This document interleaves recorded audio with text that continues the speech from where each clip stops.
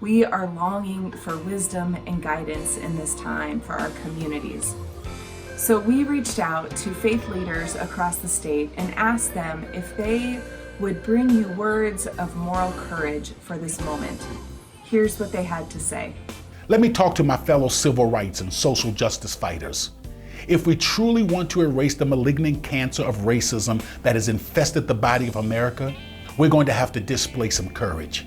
Our moral courage must be the work of justice and ensuring that those who are crying out for liberation and righteousness are held in sacred space.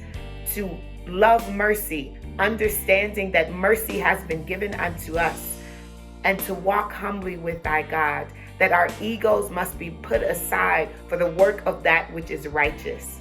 This is the moral courage that we must enlist. It takes moral courage to seek the truth, peeling back the generational layers of tolerated injustices imposed upon people of color. Let us stand now for moral courage. Let us be those who have moral courage and decency and have the moral strength to stand for what is right and forbid what is wrong. When one of us can't breathe, none of us can breathe. The Torah teaches in Hebrew, tzedek, tzedek tirdof. Justice, justice shall you pursue. Justice, justice you shall pursue. Racism is a moral issue focused on how Black citizens are treated. Racism is America's pandemic.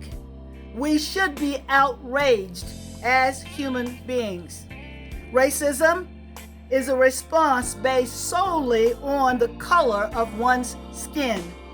It is the response of a conditioned people who are trained to dehumanize, denigrate, and discriminate. In a country where walking while Black has been deemed an offense punishable by death, where Black and brown lives have been snuffed out by the very people who are charged with their protection, the word injustice reminds me of what I want. Imagine if those of us who are white refrained from murder by seriously addressing all the ways that our privilege endangers and harms our neighbors of color. We are witnessing a crisis of extreme severity. Our country was founded on genocide and violence, and now we are seeing the pain of that legacy unfolding around us. We have blindly imitated the past without self-examination, repeating patterns of oppression, injustice, and inequality. Over 400 years of racial wounds need healing. Something different, something new is required. We, as a nation, must come together. The anguish and the pain that we are feeling, rooted in systemic racism that began with colonialism, including slavery, is very much alive and continues today. You see, racism has been a part of the American system since the first settlers arrived, and it has manifested itself across every generation for over 400 years.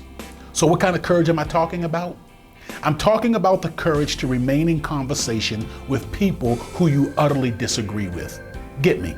I'm talking about people who we find so contrary to human principle and dignity that the conversation itself causes anxiety. It requires changing the hearts and minds of a society. So if you're tired of hearing about racism, imagine how tired some people are of experiencing it. We need the courage to step out of our self-made echo chambers and to have dialogue with people who cherish racism, ignore racism, people who stoke racism, and even perpetuate racism. Now is not the time to retreat into the safety of common beliefs. Right now, we need more than words. The Mishnah teaches us, Ve'im lo achshav imatai, if not now, when? How are we translating these words into actions, both within ourselves and in the world around us? How are we creating new patterns of action that rid our hearts of the prejudices that lead to racism and injustice? As dark as it is, we know we are moving toward the coming of age of the entire human race. We are committed to this process. Let us join together in education, prayer, and action toward realizing our oneness. May we dedicate our breath to creating a society of equal justice, a society in which every single one of us can breathe. We are all heartbroken from the brutal death of George Floyd and 400 years of discrimination. Anger comes sometimes because we care about each other. Our Buddhist teachings help us to turn inward first and become peaceful. And then, from the clarity of wisdom, we find the way to act. We must live long lives and not burn out through rage. Let us vow to dedicate our lives for the memory of George Floyd through wise and peaceful action, such as teaching that systemic racism has no place. And it is time to force the conversation about what must be done to change our nation. I vow that the time has come for action, together, united as one. Now is the time to put love into action. Now is the time for courage to talk to your enemies, to have coffee with those who oppose you, and to pray with those who don't want to understand you. This kind of courage will not only help erase racism, but it will make you children of the Most High. I want to challenge us with one question in this moment. And the question is this: what have you not been hearing? The knocks at midnight, the cries of your neighbors for justice, for equality, for better education for their children. What have you not been hearing because you haven't had to? But now, in this moment, you can't ignore it. In this moment, you have to hear it because it has become visible and the cries are unmistakable. In this moment, God is saying, open up your ears, be transformed by what you hear, and change the world around you.